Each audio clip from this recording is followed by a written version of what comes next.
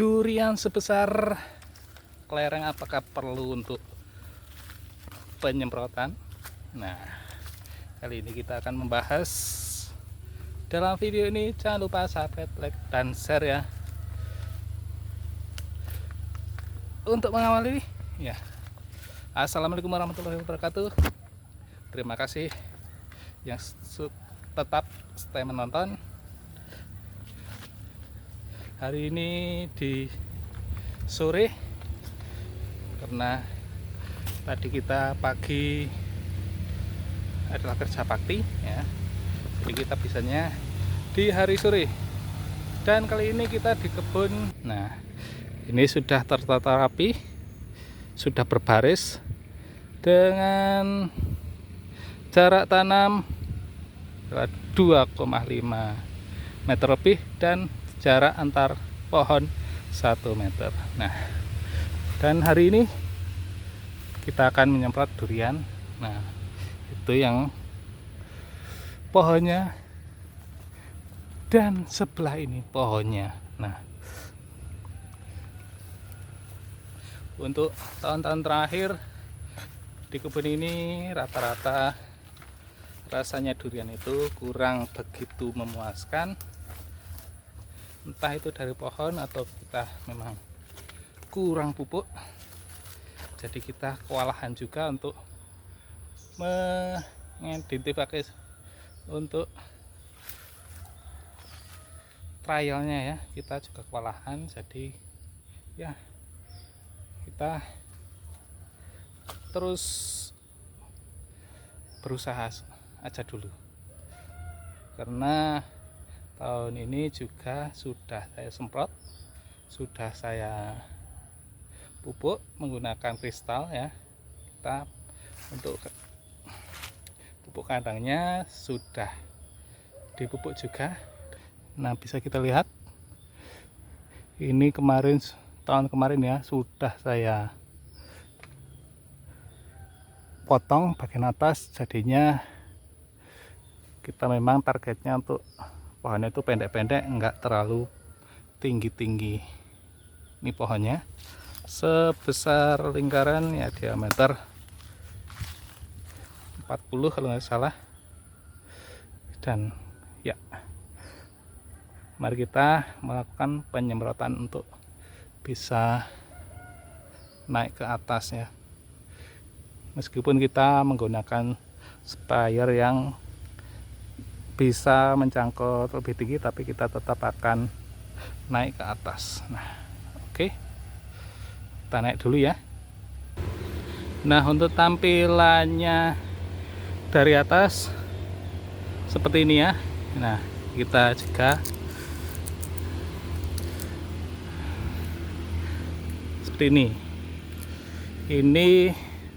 Seperti ini kelihatan ini terlalu kita telat ya untuk penyemprotannya, tapi nggak apa-apa, kita usahakan saja biar nanti hasil yang menentukan.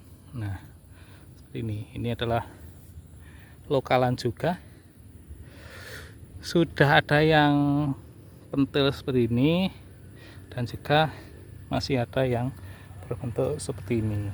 Nah, di pohon durian itu sama halnya di kopi saat ini, ada yang sudah berbentuk buah dan masih ada yang kuncup seperti itu.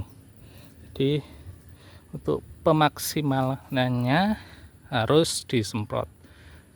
Begitu juga karena hujan. Nah, itu di atas juga ada. Nah, sekeliling ini ada ya untuk pohon-pohonnya. Tapi tahun kemarin itu untuk pohon yang ini memang kurang ya. Meskipun ini tidak terlalu tinggi, tapi alhamdulillah juga berbuah. Entah nantinya jadi atau enggak. Dan kita punya resep, memang belajar dari para suhu-suhu ya, karena memang saya juga masih petani pemula.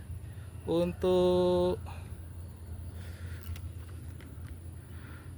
buah yang masih sebesar kelereng ini kita usahakan masih pakai yang insektisida atau pengendalian kutu-kutu kita kurangi sedikit, tetapi dianjurkan lebih banyak di perekatnya sama di perangsang buah ya, atau bisa disebut dengan MKP merah bisa, gandasil buah juga bisa, atau yang lainnya dengan kandungan fosfat yang lebih banyak ya, karena memang buah untuk awal-awal seperti ini dibutuhkan fosfat seperti halnya buah-buah lainnya,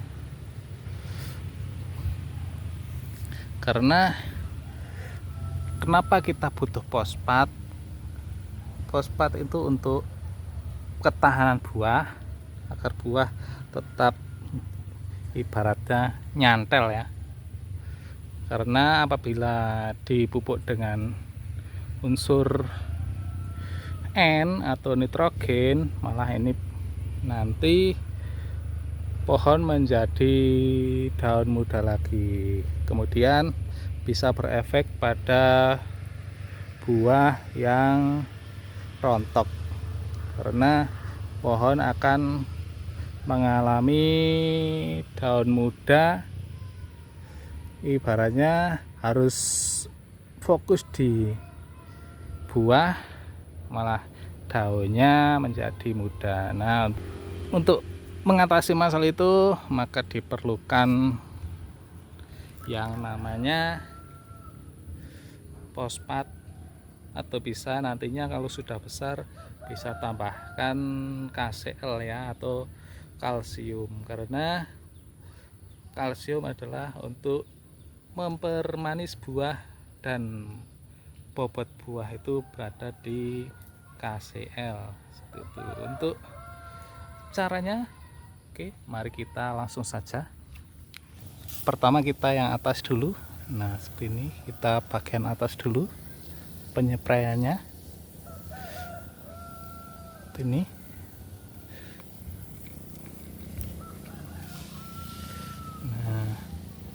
kita buat kabut ya penyepraiannya, usahakan berkabut ya untuk airnya biar nantinya merata. Tuh yang panjang-panjang sana. Nah, itu kita dibuat berkabut.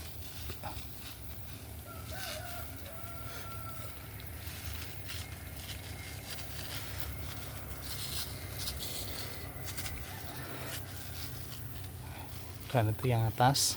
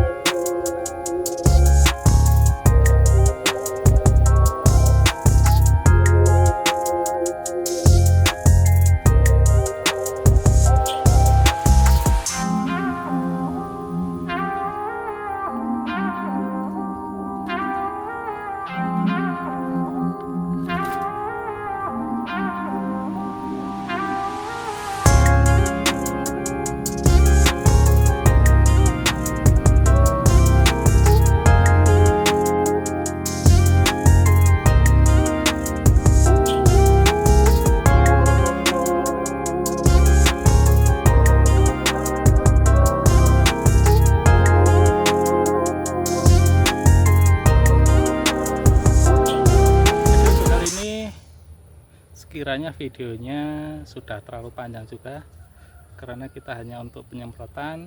Dan kita ulangi lagi, obat yang kita pakai adalah insektisida dengan merek Starpan. Kemudian buahnya kita pakai Gandasil B buah, dan kita pakai Manohara untuk pembunganya dan buahnya seperti itu. Kita nantinya untuk penyemprotan kedua kita pakai Gandasil B juga, Manohara, dan untuk takarannya Starpan kita naikkan menjadi 2 kalinya daripada untuk penyemprotan yang pertama seperti itu. Dan ini adalah anjuran dari suhu durian, karena memang saya masih pemula dan backgroundnya juga masih pemula, jadi kita ngikut untuk yang suhu-suhu saja. Nah seperti itu. Untuk saran kritik kita sediakan di kolom komentar. Jangan lupa subscribe ya, yang penting, dan tonton, like, share untuk update video selanjutnya, biar nantinya apabila ada video baru akan ada notifikasi di HP teman-teman. Nah seperti itu. Sampai jumpa di video selanjutnya. Terima kasih sudah menonton. Assalamualaikum warahmatullahi wabarakatuh. Salam sukses pertanian.